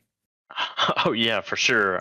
This car, man, just does whatever it wants to do. Finally, the third lane got going after about a couple times of trying to do it. The couple guys up front, like Cameron Craighead and Malik and all them, they kind of kept jumping up the track a little bit and going up to the wall, and it just kind of made me just suck right up to him. And then finally Malik saw me coming and jumped right up in front of me, and I pushed him to the lead, and we kind of did the drop down move. And then I got hooked up with Garrett, who I was working with tonight, and luckily he just stayed right there with me. I think through 3 and 4, Jordy got up the track a little bit, got into him. I was like, oh, there goes all my momentum. just because it just turned Garrett and Malik was so much faster to Ward. And I was doing everything. I was as tight as I could be, trying not to door Ward, but trying to be on his door to just try to keep him even with me because I felt like the top would actually get there. Great points night. Well, a great points night indeed. I want to ask, coming across the line, it was an insane finish. First of all, 6/1000ths of a second, the official margin of victory. But we got to see a glimpse into the reaction after the win. Just take me through that, the emotions of it as you crossed the line, and realized you were going to victory lane tonight. Yeah, I didn't really have a reaction. I think I was all worried about what was going on through 3 and 4 that I couldn't even be excited about it. So, and your points racing. I like points racing. I think it's a great thing they're doing here where we actually have to race for it and actually make a couple like moves at the end of these races that just were a little bit cleaner than your normal running for the 4,000 that we do every quarterly. And so it's gonna really show who's fast at these other tracks. I mean, what we got: Bristol, Kansas. I think I was looking at the schedule. We got a couple crazy tracks in there. I think Bristol's going to be really fun.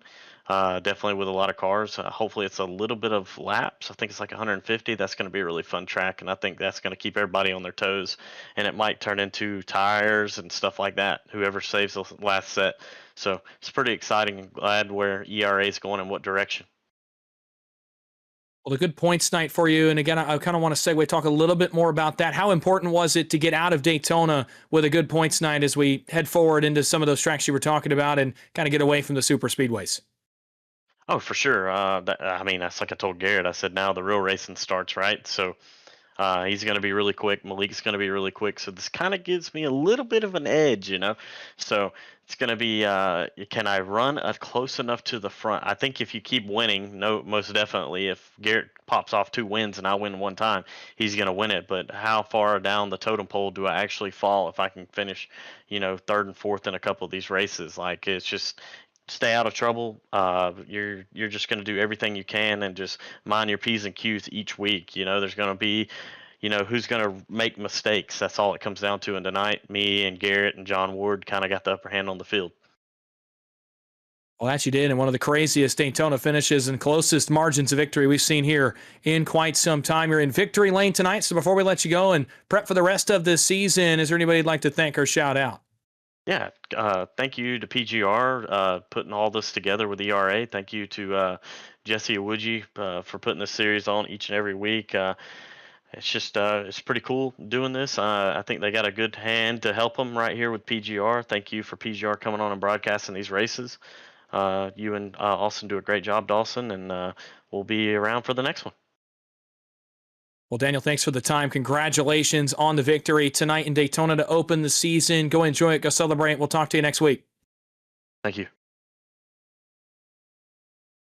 Daniel Eberhardt, winner tonight from Daytona. Means so much to the points season to get off to a good start for him in the 90, and he is in Daytona victory lane. We will, for now, skip the second place finisher, John Ward. I do not see him quite yet in the waiting room, so we'll move now to the man who finished in the third position tonight. We talked to him a little bit earlier, led a ton of laps tonight, got a finish that's going to be perhaps slightly disappointing in terms of capturing the checkered flag, but certainly a good points night nonetheless as we head forward into the tracks on the schedule. It's third place finisher Garrett Maines. He stands by with my partner, Austin Green.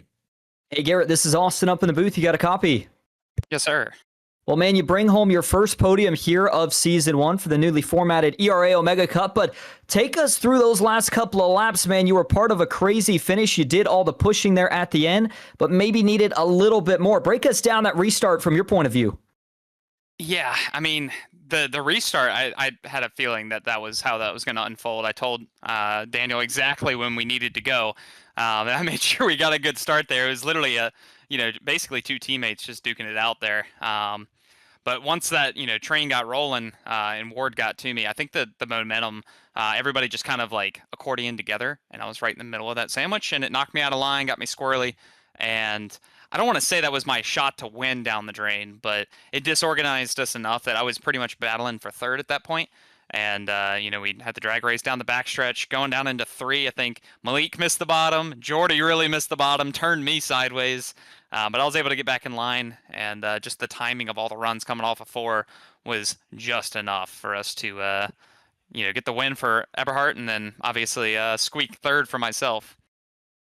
While the finish doesn't necessarily pan out in a win tonight, obviously a podium going to mean a lot here leaving Daytona. One of the things that a lot of drivers worry about when it comes to these points format seasons is these super speedway races. We know how fast you're going to be at the other tracks. Do you feel like getting out of here clean with a good finish helps to generate some momentum for the rest of the season?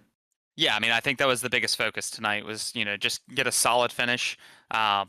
Honestly, the biggest focus was just finish in front of the other pro drivers. I think, that's going to be one of the biggest takeaways for me out of this race is just the fact that I basically have an advantage over who the threat will be at some of the major tracks coming up here next. So I feel very confident that this is good. I'm happy to finish third and not, ended up on the wrecker. So we'll take a good finish and, it may not be victory lane, but it's the podium for Wigan Water Technologies. So happy with that. Absolutely. Well, Garrett, before we let you head out again, maybe no money here tonight, but a great start to the season. So with that third place finish, is there anyone you want to thank or shout out? Yeah, just got to give a huge thank you to Wigan Water Technologies for all their support. I recently announced we're going to be running GR Cup this year, so big thank you to them for that. Also, big thank you to Scott at MCU Body. Without both of their support, I would not be back in a race car, so shout out to them. Big thank you to Lennox as well, and shout out to Dan there, getting the timing of that restart down and just, getting the win tonight. Garrett, thank you for talking to us. Once again, congrats on the podium. Good start to your season, and we will see you for the next race. Thank you. Garrett Maines, third place finisher tonight from Daytona. I still, at this point, do not see our second place finisher, John Ward, in the 92, but congratulations to him on his efforts tonight as well from Daytona. Well, as we start to look forward, cannot wait to see the next one after this one. And Austin, as we start to wrap up from Daytona, I mean, I don't think you could write a better first edition of the script for 2026 ERA Omega Cup racing than what we got tonight. A crazy race that comes down, not only to track position, but at the end to a crazy finish and a margin of victory we have not seen here in a very long time.